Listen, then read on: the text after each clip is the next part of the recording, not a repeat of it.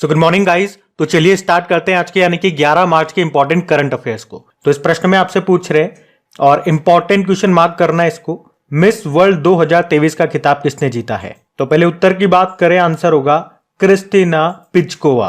आपको ये तो याद होगा ही सही कि इस बार का जो मिस वर्ल्ड 2023 का आयोजन है ये भारत में हुआ था। हम इसे पहले भी पढ़ चुके हैं कई बार। 27 साल के बाद ये भारत में हुआ, क्योंकि इससे पहले 1996 में भारत में इसका आयोजन हुआ था। और अभी मिस वर्ल्ड 2023 का जो फिनाले हुआ ये मुंबई के जियो वर्ल्ड कन्वेंशन सेंटर में हुआ। और इस बार यानी कि मिस वर्ल्ड 2023 का खिताब जीता किसने? क्रिस्टीना पिचकोवा ने। अब आप पूछोगे किस देश की है ये चेक रिपब्लिक की है। और रनर अप कौन रही, यानी कि दूसरे स्थान पे कौन रही? यास्मीना जाइटोन, ये लेबनान देश की है। और अगर आप जानना चाहो कि मिस वर्ल्ड 2023 में भारत की तरफ से किसने रिप्रेजेंट किया था भारत को, तो सिनी शेट्टी ने। सिनी शेट्टी ये भारत के कर्नाटक राज्य से हैं और इनका नाम आपने पहले भी सुना होगा, क्योंकि मिस इंडिया 2022 का खिताब इन्होंने ही जीता था और मिस वर्ल्ड 2023 में इन्होंने भारत को रिप्रेजेंट किया था। अगर पूछे मिस वर्ल्ड 2023 का ये इस बार कौन सा संस्करण रहा, तो 71वां संस्करण रहा। आपको बता दूं इसका पहला संस्करण 1951 में हुआ था और उसको जीता किसने था? क्यों कहूं कि पहली मिस वर्ल्ड कौन रही थी, तो किकी हाकनसन रही थी, वो स्वीडन से थी। तो यहां पे मैंने आपको सारी जानकारी दे दी है। पहली बार कब हुआ था, पहला खिताब किसने जीता था, अभी लेटेस्ट कौन सा संस्करण है, कहां पे हुआ, किसने जीता, वो किस देश की है, भारत को किसने रिप्रेजेंट किया, सारी जानकारी A to Z मैंने आपको दे दी है। इसके अलावा भी मैं आपको और बताऊं कि अभी तक कौन कौन सी भारतीय हैं जो मिस वर्ल्ड रह चुकी हैं। तो देखो, अभी तक 6 भारतीय मिस वर्ल्ड का खिताब जीत चुकी हैं। सबसे पहली थी रीता फारिया, 1966 में विजेता बनी थी वो। उसके बाद ऐश्वर्या राय बनी थी, फिर डायना हेडन बनी थी, फिर युक्ता मुखी बनी थी, फिर प्रियंका चोपड़ा, और बिल्कुल लेटेस्ट अगर आपसे पूछे तो 2017 में बनी थी मानुषी छिल्लर। तो पहली वाली याद रख लो, पहली भारतीय 1966 में रीता फारिया। सबसे लेटेस्ट वाली याद रख लो, 2017 में मानुषी छिल्लर बनी थी। और लास्ट ईयर बात करें जो मिस वर्ल्ड 2021 का आयोजन हुआ था, उसको किसने जीता था? तो कैरोलिना बिलावस्का ने जीता था। वो पोलैंड से थी। तो ये आपका पूरा मिस वर्ल्ड से जितने भी प्रश्न बन सकते हैं, जो भी एग्जामिनर बना सकता है या जो भी प्रश्न आपके माइंड में आ सकते हैं, वो सारे यहां से क्लियर हो गए। अच्छा, लगे हाथ मिस यूनिवर्स का भी मैं आपको रिवीजन करवा दूं। तो मिस यूनिवर्स 2023 का आयोजन हुआ था, उसका वो 72वां एडिशन था, 72 नंबर का। और उसको किसने जीता था या कौन विजेता रही थी? सैनिश पलासियोस, वो निकारागुआ से थी। और अभी तक कितनी भारतीय मिस यूनिवर्स का खिताब जीत चुकी है? तो अभी तक केवल 3 भारतीय। कौन कौन है? तो सबसे पहले 1994 में सुष्मिता सेन ने जीता, सन 2000 में लारा दत्ता, और अभी 2021 में हरनाज कौर संधू, ये मिस यूनिवर्स का खिताब जीत चुकी भारतीय है। और हाँ, ये भी याद रखना कि इस बार 2024 में जो मिस यूनिवर्स का आयोजन होगा वो उसका 73rd नंबर का एडिशन होगा। और कहां पे होगा? तो मैक्सिको में होगा। और अभी 2023 में जो मिस इंडिया का आयोजन हुआ था, 59th नंबर का एडिशन था, उसको जीता था नंदिनी गुप्ता ने, वो कोटा राज्य। तो यहाँ पे मिस वर्ल्ड, मिस यूनिवर्स और मिस इंडिया, ये तीनों मैंने आपको बता दिए हैं। बहुत इंपॉर्टेंट क्वेश्चन है, सारी इंपॉर्टेंट ही जानकारियां मैंने आपको दी है, फालतू कोई जानकारी नहीं दी है। ये सारी बातें आपको ध्यान में रखनी है। अगला प्रश्न हम देखते हैं। फिर आपसे पूछ रहे अभी हाल में किसे इरास्मस पुरस्कार के लिए चुना गया? तो आंसर होगा अमिताभ घोष को। तो अभी 7 मार्च 2024 को जो भारतीय लेखक है अमिताभ घोष, इनको जलवायु परिवर्तन संकट को उजागर करने के लिए इरास्मस पुरस्कार 2024 के लिए चुना गया है। और कौन देता है ये पुरस्कार? तो नीदरलैंड के प्रीमियम इरास्मियानम फाउंडेशन के द्वारा दिया जाता है।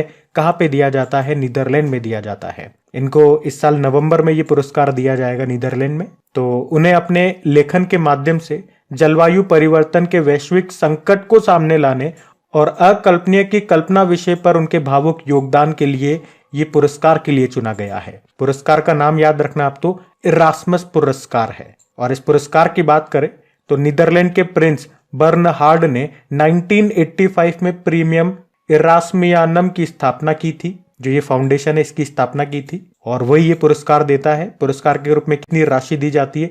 1.5 लाख यूरो राशि दी जाती है। और ये भी बता दूं, पिछले साल 2023 में ये पुरस्कार साउथ अफ्रीका के एक हास्य अभिनेता हैं ट्रेवर नोवा, उनको मिला था। खैर, उनका नाम हमारे लिए, हमारे एग्जाम पॉइंट ऑफ व्यू से इतना इंपॉर्टेंट नहीं है।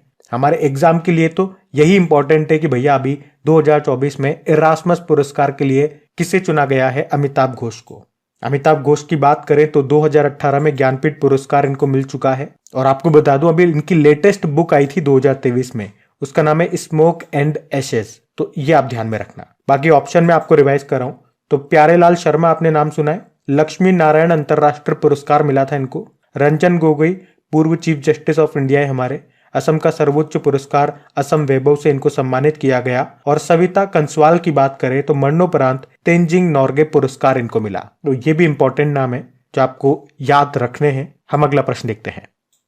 फिर आपसे पूछ रहे हैं कि धूम्रपान निषेध दिवस ये कब मनाया जाता है? नो स्मोकिंग डे, तो आंसर होगा 13 मार्च को। अब याद रखना, हर साल 13 मार्च को नहीं मनाते, हर साल मार्च महीने के दूसरे बुधवार को ये मनाया जाता है धूम्रपान निषेध दिवस, यानी कि नो स्मोकिंग डे।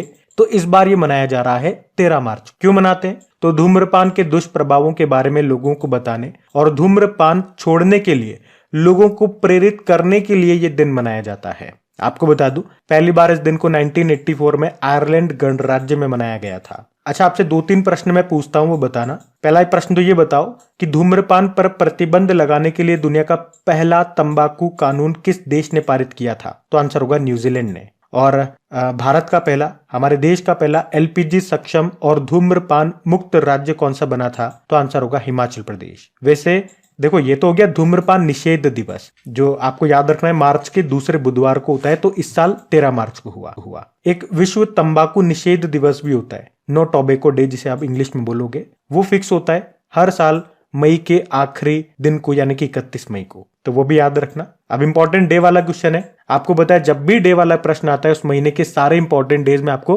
रिवाइज करवाता हूं। तो चलो फिर मार्च के इंपॉर्टेंट डेज जो अभी तक हम मना चुके हैं वो रिवाइज करते हैं। देखो, 1 मार्च को शून्य भेदभाव दिवस था, जीरो डिस्क्रिमिनेशन डे। 1 मार्च को ही विश्व समुद्री घास दिवस, 3 मार्च को विश्व वन्यजीव दिवस, 3 मार्च को विश्व श्रवण दिवस, 4 मार्च को राष्ट्रीय सुरक्षा दिवस, 5 मार्च को अंतर्राष्ट्रीय निरस्त्रीकरण और प्रसार जागरूकता दिवस, 7 मार्च को अंतर्राष्ट्रीय औषधि दिवस और 8 मार्च को अंतर्राष्ट्रीय महिला दिवस के रूप में मनाया गया। तो ये मार्च के इंपॉर्टेंट डेज हो गए, ध्यान में रखना। अगला प्रश्न देखते हैं। फिर आपसे पूछ रहे, अभी हाल ही में प्रधानमंत्री नरेंद्र मोदी ने किस राज्य में सेला टनल का उद्घाटन किया? तो आंसर होगा अरुणाचल प्रदेश। तो अभी प्रधानमंत्री नरेंद्र मोदी जी ने अरुणाचल प्रदेश में ये सेला टनल का उद्घाटन किया है। सेला टनल के बारे में आपको बताऊं तो ये टनल चीन सीमा पर बनाई गई है, और ये भी याद रखना कि ये दुनिया की सबसे लंबी 2 लेन वाली टनल है। 13,000 फुट की ऊंचाई पर बनी ये टनल अरुणाचल प्रदेश के पश्चिम कामेंग जिले में स्थित है। इसे किसने बनाया? बॉर्डर रोड ऑर्गेनाइजेशन ने। और आप देखोगे इस सेला टनल परियोजना में 2 सुरंगें और एक लिंक रोड शामिल है, जिसमें एक सुरंग की लंबाई 980 मीटर है तो दूसरी की 1555 मीटर है। और ये आपस में किस किस को जोड़ती है अगर पूछेंगे तो एक साइड में है पश्चिम कामेंग जिला तो दूसरे साइड में है तमांग जिला। तो याद रखना, सेला टनल का भी उद्घाटन किया मोदी जी ने। कहां पर है? अरुणाचल प्रदेश में। अब आप बिल्कुल ध्यान से सुनना, यहाँ पे बहुत ही बेहतरीन जानकारी, बहुत ही बेहतरीन मैं आपको रिवीजन कराऊंगा, और ये सब वो प्रश्न होंगे जो हमने करंट अफेयर्स में पढ़े। कुछ टनल से होंगे संबंधित, कुछ ब्रिजेस से होंगे, कोई देश का लंबा होगा तो कोई विश्व का लंबा होगा। तो चलो रिवीजन करना स्टार्ट करते हैं। देखो, पहला प्रश्न ये बन गया कि भारत का सबसे लंबा डबल डेकर पुल ये कहां बना? नागपुर में। वैसे भारत का पहला केबल रेल पुल ये है अंजी खड़ पुल, जो आपको जम्मू कश्मीर में मिलेगा, जिसकी लंबाई है 473 मीटर।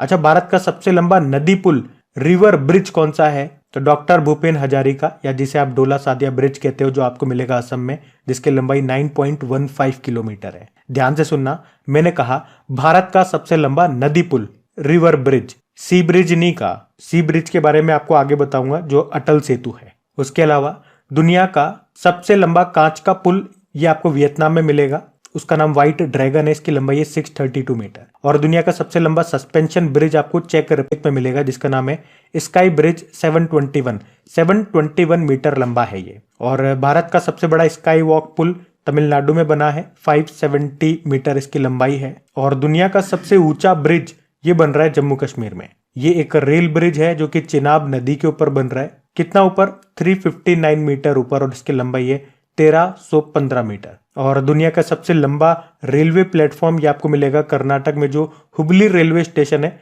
वैसे इसका नाम श्री सिद्धरुदा स्वामी जी के नाम पे कर दिया गया, तो वहीं पे आपको सबसे लंबा प्लेटफॉर्म मिलेगा, जिसकी लंबाई है 1507 मीटर। उसके अलावा देश का सबसे लंबा सी ब्रिज, ये आ गया सी ब्रिज जो अटल सेतु है। इसकी लंबाई है 21.8 किलोमीटर, जो कि मुंबई को नवी मुंबई से जोड़ता है। और अभी पीएम मोदी ने जम्मू में ही भारत की सबसे लंबी रेलवे सुरंग का भी उद्घाटन किया था, जिसका नाम T50 है। लंबाई है 12.77 किलोमीटर। अच्छा, वैसे भारत की सबसे रोड टनल कौन सी है? चेनानी नाशेरी सुरंग, जिसको डॉक्टर श्यामा प्रसाद मुखर्जी सुरंग कहते हैं अभी।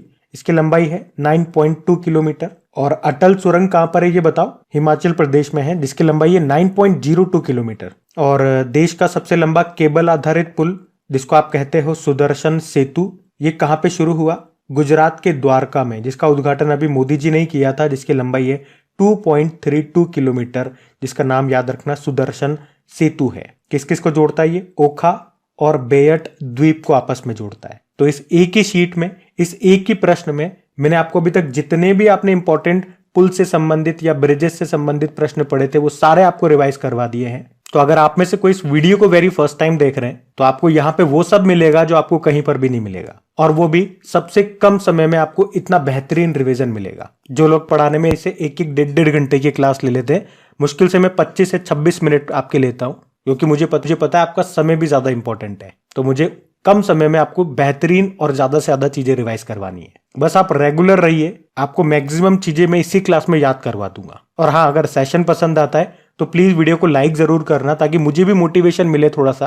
आप अगर वीडियोस को पसंद करोगे, इसे रेस्पॉन्स मिलेगा, तो मुझे भी मेहनत करने में मजा आएगा, क्योंकि इस तरह का कंटेंट तैयार करने में बहुत मेहनत लगती है। आज की वीडियो को हम लाइक का टारगेट रखते हैं 7,000 लाइक का, तो प्लीज वीडियो को लाइक जरूर करना, दोस्तों के साथ में स्टडी ग्रुप में एक बार शेयर जरूर कर देना। बाकी आपकी प्रैक्टिस के लिए मैं क्विज बना करके देता हूं आपकी क्रैक एग्जाम एप्लीकेशन पे, पीडीएफ भी आपको मिल जाएगी वहीं पे। क्रैक एग्जाम एप्लीकेशन का लिंक नीचे डिस्क्रिप्शन बॉक्स में है। अभी अगला प्रश्न देखते हैं। फिर आपसे बोल रहे हैं, अभी हाल ही में बिचोम ये किस राज्य का 27वां जिला बना है? तो आंसर होगा अरुणाचल प्रदेश। तो अभी अरुणाचल प्रदेश के जो मुख्यमंत्री हैं पेमा खांडू, उन्होंने बिचोम को अरुणाचल प्रदेश के 27वें जिले के रूप में चिन्हित किया है। अच्छा, अगर आपको याद हो तो अभी कुछ दिन पहले ही हम लोगों ने पढ़ा था कि अरुणाचल प्रदेश का अभी 26वां जिला बना था। क्या नाम है उसका? केई पानियोर। याद होगा, अभी 4-5 दिन पहले ही हमने पढ़ा था। अब बात अरुणाचल प्रदेश की है, तो ये रहा मैप में अरुणाचल प्रदेश। देखो, इसकी कैपिटल ईटानगर हो गई। मुख्यमंत्री हैं पेमा खांडू और गवर्नर है केटी परनायक। यहाँ का राजकीय पशु मिथुन है, जिसे गयाल भी बोलते हैं। पक्षी है ग्रेट इंडियन हॉर्नबिल। फूल है द्रौपदी माला और वृक्ष है होलांग। यहाँ पे मुख्य रूप से 3 नेशनल पार्क मिलेंगे, Namdapha national park, Mouling national park और पक्के टाइगर रिजर्व। यहाँ पे आपको बोमडिला दर्रा मिल जाएगा, दीफू दर्रा मिलेगा, दिहांग दर्रा हो गया, योंगयाप दर्रा हो गया। दर्रा यानी कि माउंटेन पास। और एक बार एग्जाम में ये प्रश्न आया था कि अरुणाचल प्रदेश को म्यांमार से कौन सा दर्रा जोड़ता है? तो ये दिहांग दर्रा। साथ में ये भी मैं आपको बताता हूं कि अरुणाचल प्रदेश को तिब्बत से कौन सा दर्रा जोड़ता है। ये प्रश्न भी याद रखो, पूछा जा सकता है, योंगयाप दर्रा। और land of rising sun, Bharat में सूर्योदय की भूमि किसे कहते हैं? यानी कि सबसे पहले भारत में सनराइज कहां पे होता है? तो अरुणाचल प्रदेश में। जबकि सूर्योदय का देश तो आप जानते ही हो, जापान को कहा जाता है। और अगर आपसे पूछे कि भारत में सबसे कम पॉपुलेशन डेंसिटी, जनसंख्या घनत्व, ये आपको मिलेगा अरुणाचल प्रदेश में। कितना है? 17। बाकी यहाँ पे पक्के पागा हॉर्नबिल फेस्टिवल मनाया जाता है, चचिन चर्राई महोत्सव यहाँ पे मनाया जाता है। अभी काफी सारे प्रोडक्ट्स हैं अरुणाचल प्रदेश से जिनको जीआई टैग मिला, जिसमें से कुछ एक मैं आपको बताऊं तो एक तो खामती कपड़ा याद रखो, नीशी कपड़ा हो गया, मोनपा कपड़ा हो गया, सिंगफो चाय हो गया, आदि केकेर हो गया जो कि एक तरह का अदरक हो गया, यहाँ का याक चुरपी है उसको जीआई टैग मिला, खामती चावल को जीआई टैग मिला। तो ये कुछ आप ध्यान में रखना। एक यहाँ पे मुख्यमंत्री श्रमिक कल्याण योजना भी शुरू हुई थी। और देश का पहला फिश म्यूजियम ये कहाँ पे बनेगा? अरुणाचल प्रदेश में। अरुणाचल प्रदेश में जो मिलिट्री स्टेशन है उसका नाम देश के पहले chief of defence staff Bipin Rawat ji के नाम पे रखा गया था। और अरुणाचल प्रदेश की राज्य तितली ये बनी थी केसर हिंद। तो ये अरुणाचल प्रदेश है पूरा, इसको ध्यान में रखना। अगला प्रश्न देखते हैं। फिर आपसे पूछ रहे हैं, अभी हाल ही में प्रधानमंत्री नरेंद्र मोदी जी ने किस राज्य में लाचित 125 फीट ऊंची प्रतिमा का अनावरण किया? तो आंसर होगा असम में। तो अभी प्रधानमंत्री नरेंद्र मोदी जी ने अहोम कमांडर लचित बोरफुकन की कांस्य की प्रतिमा यानी कि ब्रोंज से बनी हुई ये स्टैचू का अनावरण किया। कहां पे? असम के जोरहाट शहर में। इसकी ऊंचाई है 125 फुट। प्रतिमा का नाम है, स्टैचू का नाम शौर्य की प्रतिमा। इस प्रतिमा की आधारशिला पूर्व राष्ट्रपति जो थे हमारे रामनाथ कोविंद जी, उन्होंने फरवरी 2022 में रखी थी। वैसे इस प्रतिमा में आप देखोगे तो जो मूर्ति है, मतलब जो लचित बोरफुकन जी की जो स्टैचू है उसकी तो ऊंचाई 84 फुट है और वो 41 फुट ऊंची चौकी पर रखी गई है। तो टोटल अगर पूरी स्टैचू की अगर हम लंबाई की बात करते हैं तो मैंने आपको बताया 125 फुट है। तो आप तो 125 फुट ही याद रखना।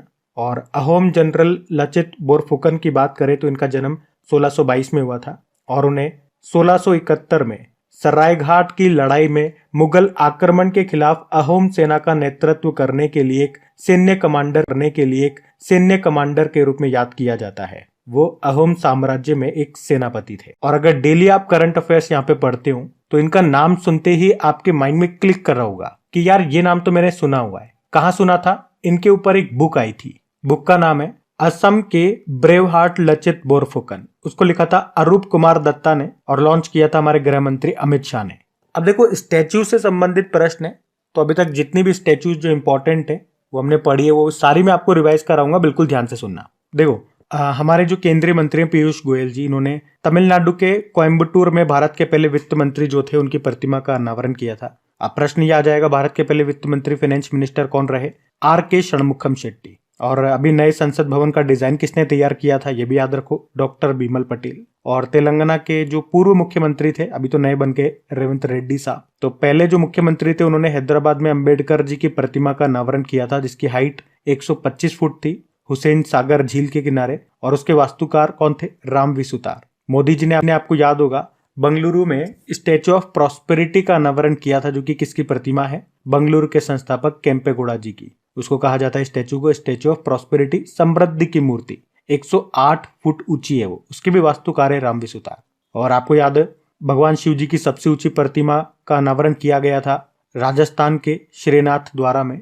और स्टैच्यू का नाम क्या है? स्टैच्यू ऑफ बिलीव, विश्वास स्वरूपम, जिसकी ऊंचाई कितनी है? 369 फुट है, मीटर में बोलोगे तो 112 मीटर है। और स्टैच्यू ऑफ नॉलेज क्या है? ये डॉक्टर भीमराव अंबेडकर जी की स्टैच्यू है, मिलेगी आपको महाराष्ट्र के लातूर में, 70 फुट ऊंची है। अच्छा, B.R. अंबेडकर जी की समाधि को क्या कहते हैं? चैत्य भूमि कहते हैं। स्टैच्यू ऑफ इक्वेलिटी, ये हैदराबाद में संत रामानुजाचार्य जी की स्टैच्यू है, 216 फुट ऊंची है। और स्टैच्यू ऑफ यूनिटी, ये विश्व की सबसे ऊंची स्टैच्यू है सरदार पटेल जी की। कहाँ मिलेगी?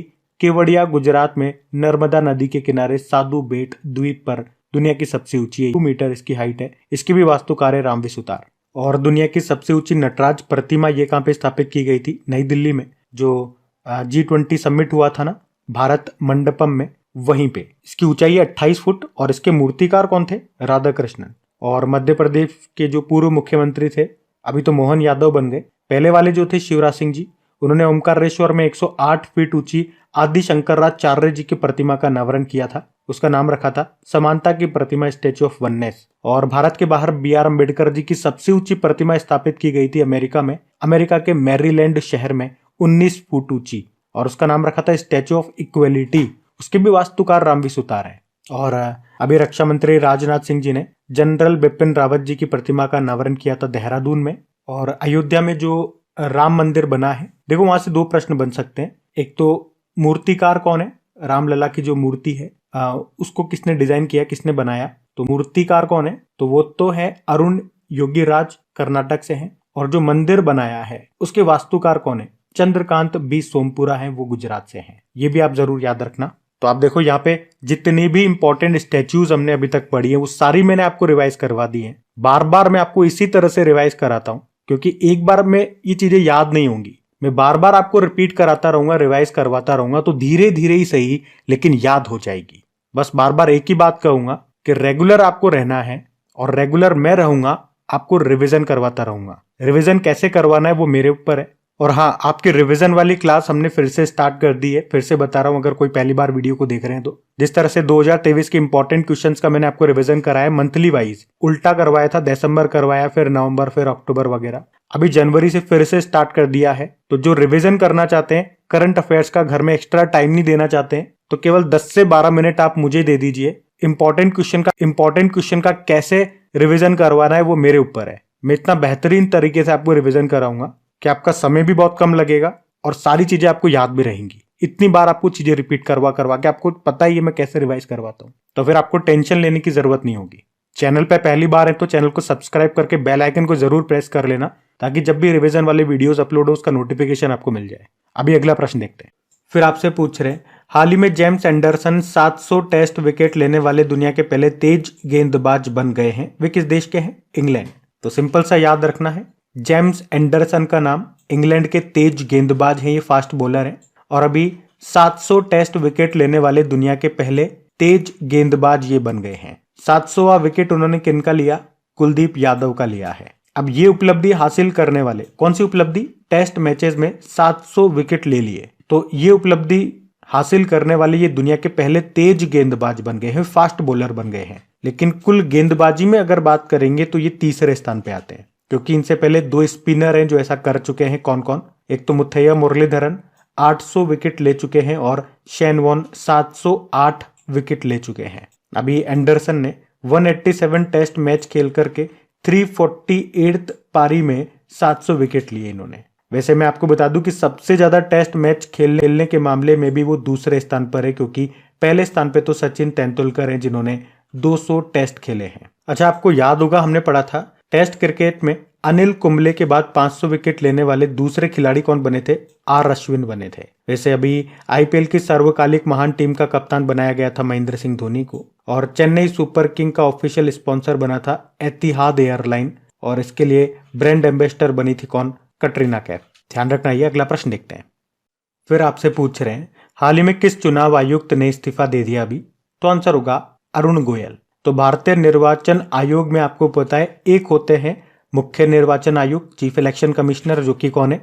राजीव कुमार है, और 2 चुनाव आयुक्त होते हैं, इलेक्शन कमिश्नर होते हैं। तो 2 थे अभी तक, अरुण गोयल और अनूप पांडे, पर अभी अरुण गोयल जी ने इस्तीफा दे दिया है। आपको बता दूं वे 2022 में ही चुनाव आयुक्त बने थे और 2027 में रिटायर्ड होने वाले थे, लेकिन अभी उससे पहले ही वो उन्होंने रिजाइन दे दिया। तो इतना सा आपको ध्यान में रखना, यही न्यूज है। भारतीय निर्वाचन आयोग की बात करें, स्थापना होती है 25 जनवरी 1950 में। यही कारण है 25 जनवरी को हम नेशनल वोटर्स डे मनाते हैं। और हमारे पहले चीफ इलेक्शन कमिश्नर कौन थे ये पूछेंगे तो सुकुमार सेन थे। पहली महिलाओं में पूछेंगे मुख्य चुनाव आयुक्त कौन रही, तो आंसर होगा वीएस रमा देवी, और अभी वर्तमान में राजीव कुमार हैं जो कि 25वें नंबर के हैं। अभी याद होगा पिछले साल चुनाव आयोग ने अपना नेशनल आइकॉन बनाया था राजकुमार राव को, उससे पहले सचिन तेंदुलकर को ही बनाया था। और अभी क्रिकेटर शुभमन गिल को पंजाब का स्टेट आइकॉन बनाया। चुनाव आयोग ने आपको याद होगा गरुड़ एप्लीकेशन लॉन्च किया था, एनकॉर एप्लीकेशन लॉन्च किया था, एक सी विजिल नाम से भी एप्लीकेशन को लॉन्च किया था। तो ये सारी बातें हैं इससे संबंधित, ध्यान में रखना। अगला प्रश्न देखते हैं। फिर आपसे पूछ रहे हैं अभी हाल ही में एनएचपीसी लिमिटेड के सीएमडी कौन बने? राजेंद्र प्रसाद गोयल। एनएचपीसी मतलब national hydro electric power corporation. ये एक पब्लिक सेक्टर कंपनी है जिसकी स्थापना हुई थी 1975 में। मुख्यालय आपको मिलेगा फरीदाबाद हरियाणा में, और अभी इसी के नए सीएमडी बने हैं ये राजेंद्र प्रसाद गोयल। बाकी ऑप्शन इंपॉर्टेंट है। अजय माणिक राव खानविलकर देश के नए लोकपाल बने। बाकी गीता बत्रा की बात करें तो वर्ल्ड बैंक के वैश्विक पर्यावरण सुविधा के स्वतंत्र मूल्यांकन कार्यालय की निदेशक बनी ये, इस पद पर आने वाली पहली महिला है।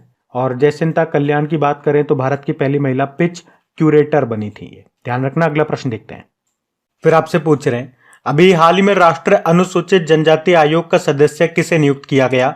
तो आंसर होगा आशा लकड़ा को। आशा लकड़ा ये रांची की पूर्व मेयर हैं और बीजेपी की राष्ट्रीय मंत्री हैं, और अभी उनको राष्ट्रीय अनुसूचित जनजाति आयोग का सदस्य बनाया गया है। राष्ट्रीय अनुसूचित जनजाति आयोग ये एक भारतीय संवैधानिक निकाय है, कॉन्स्टिट्यूशनल बॉडी है, जिसे 89वें संविधान संशोधन अधिनियम 2003 के माध्यम से स्थापित किया गया था। अभी वैसे अगर इसके अध्यक्ष की बात पूछोगे तो अध्यक्ष का पद खाली है, पर प्रश्न में पूछा गया है इसके सदस्य कौन बने, तो आंसर होगा आशा लकड़ा। यह आप ध्यान में रखना। बाकी नीना सिंह सीआईएसएफ की पहली महिला डायरेक्टर जनरल बनी थी। जया वर्मा सिन्हा रेलवे बोर्ड की पहली महिला अध्यक्ष और सीईओ बनी, ये प्रश्न एग्जाम में आया अभी। और अरविंद पनगड़िया 16वें वित्त आयोग के अध्यक्ष बने, ये भी इंपॉर्टेंट नाम है। तो गाइज ये था आज का आपका करंट अफेयर्स का सेशन। कमेंट करके जरूर बताइएगा सेशन आपको कैसा लगा, और वीडियो अभी भी आपने लाइक नहीं किया तो प्लीज लाइक जरूर करना। बाकी चलो अभी कल के करंट अफेयर्स का मैं आपको क्विक रिवीजन करा दूं, फिर सेशन एंड करते हैं। तो पहला प्रश्न पूछा था सी डिफेंडर्स 2024 अभ्यास का आयोजन भारत और किस देश के तटरक्षक बलों के बीच में हुआ? तो अमेरिका और भारत के बीच। कहां पे हुआ था? Port Blair. फिर पूछा अभी खसरा और रुबेला चैंपियन पुरस्कार किस देश को प्रदान किया गया? भारत को। फिर पूछा साहित्य अकादमी के द्वारा विश्व का सबसे बड़ा साहित्योत्सव का आयोजन ये कहां पे किया जाना है? तो आंसर होगा नई दिल्ली।